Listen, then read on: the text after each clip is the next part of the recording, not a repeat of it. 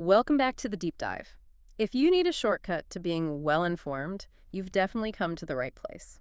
Today we have a really fascinating stack of material. It bridges ancient contemplative wisdom with some very cutting-edge cognitive neuroscience. And the topic is one that honestly is just mind boggling for scientists and philosophers. It's a profound temporary state called Nirodha Samapatti. Or cessation attainment. Right.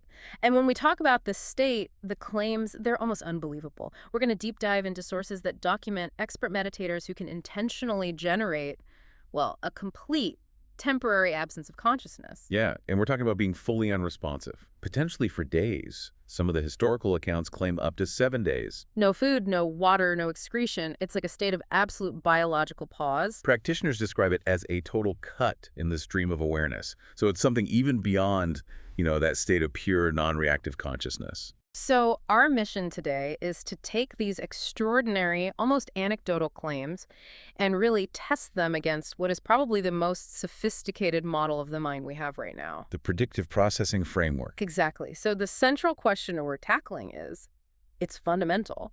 How does modern science even begin to explain this radical, intentional deconstruction of reality and self, Yeah. to the point where consciousness just temporarily stops? And more importantly for many, what's the actual path? How do you do it? What's the systematic practice that gets a mind there?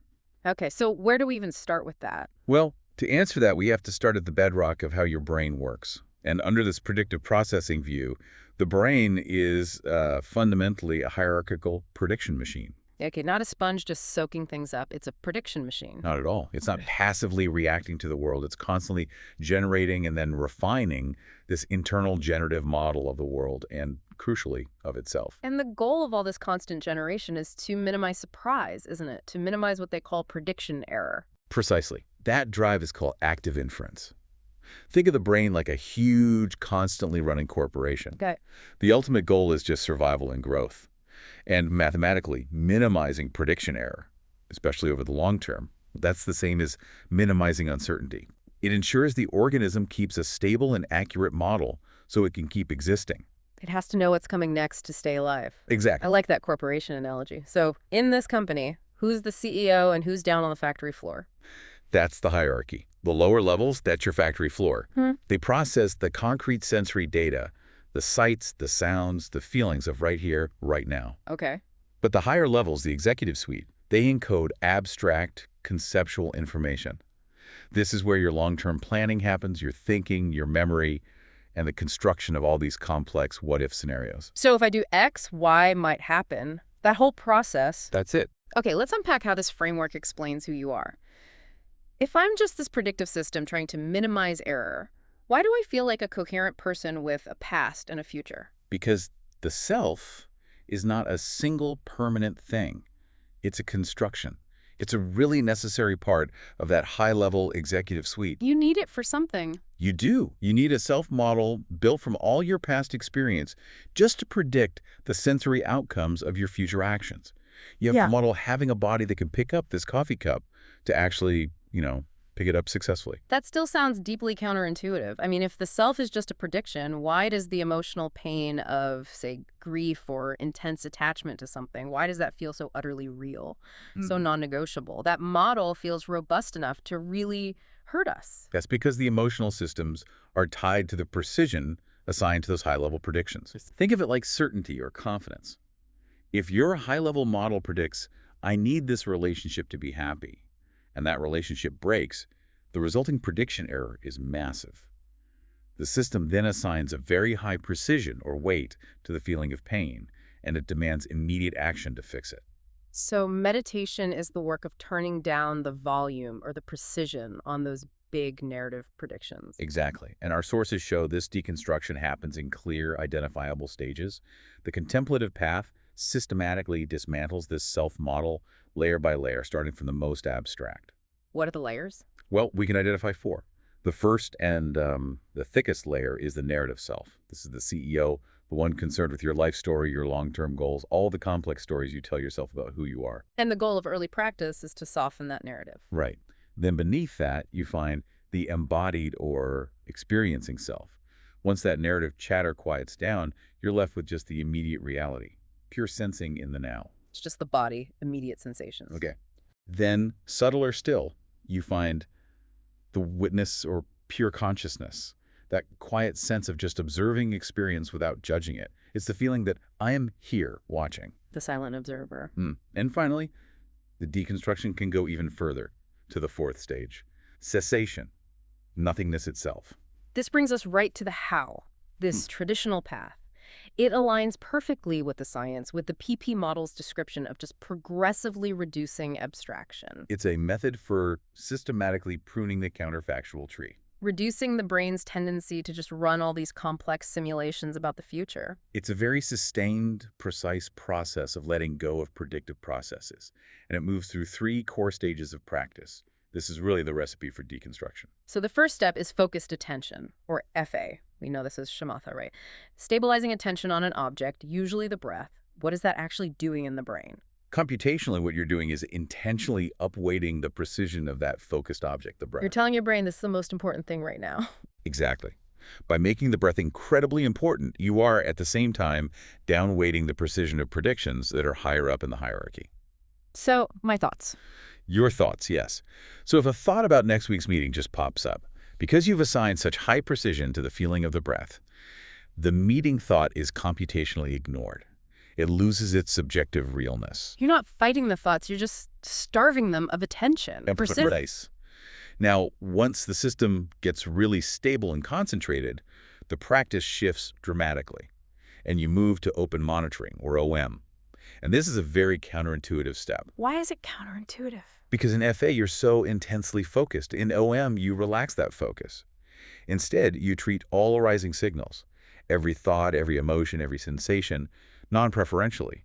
You assign low relative precision to everything. The executive suite stops prioritizing. Right. So instead of focusing on my breath and ignoring the thought, now I just acknowledge both, but I don't follow either of them. That's it. The goal shifts from concentration to reducing grasping.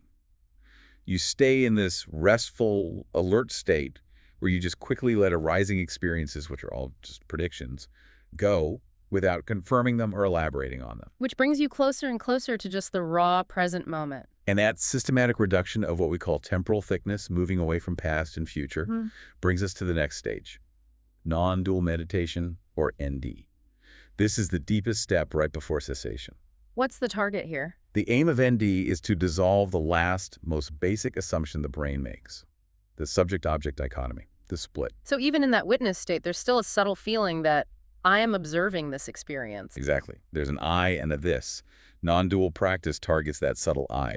Since all experience is constructed by abstracting away from the immediate here and now, a true deep entry into a present moment without any temporal thickness, well, it would cause that duality to disappear. It's just a continuous, systematic reduction of abstract processing, which eventually just reduces the highest level predictions, the self-model, to zero. Which leads us to the moment we've been building towards, Nirodha Samapatti. And this is where it gets really, really interesting scientifically. If non-dual awareness is letting go of that subject-object split, then cessation is the release of the very subtlest expectation to even be aware. It's the de-reification of pure awareness itself. Wow. So in predictive processing terms, when you deconstruct the self and awareness to this extreme depth, you are removing the necessary computational condition for consciousness to even operate. Consciousness needs a coherent model of reality to simulate. And if it doesn't have one, deep deconstruction can lead to a transient failure to generate a coherent reality model. That sounds, well, extremely dramatic. It is. This failure is what some might call Bayesian unbinding. Think of it like your brain suddenly losing the sticky tape that holds all your senses and memories and self-concepts together into one unified picture. And when the system fails to maintain that coherence, the entire unified field of self and awareness just temporarily collapses. So when researchers look at meditators capable of this in the lab, what does the hard data show about this collapse? We see 2 really consistent findings across multiple labs. First, there's a strong desynchronization of neural activity, a decorrelation. Meaning the different parts of the brain just stop working together. The orchestra stops listening to the conductor. A perfect analogy. The unified reality model breaks down. And second, there's a dramatic drop, a suppression of alpha power. And the alpha frequency band is a key signature of waking consciousness. And it's a dominant one, yes. So its suppression right before or during cessation is basically the neural evidence that the mechanism of awareness itself is being temporarily shut down. And what about that 7-day claim? How does science account for the subjective experience of time just stopping? The subjective evidence is very clear on this. The experience feels like a blip. It's identical to how patients report feeling under general anesthesia.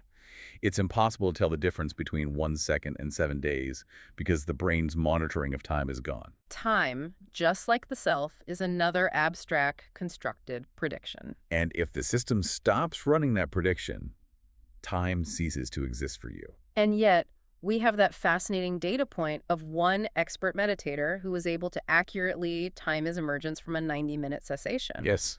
That suggests some incredibly subtle, non-conscious timing mechanism might still be running. It does. It raises a huge question. Does the system have some deeper metabolic clock running that's independent of the conscious self model? We just don't know yet, but that's where the research is focused. So what does this all mean? Why would anyone pursue this? This radical state of nothingness, which involves a temporary loss of consciousness. It almost sounds like an escape. And that's the critical insight.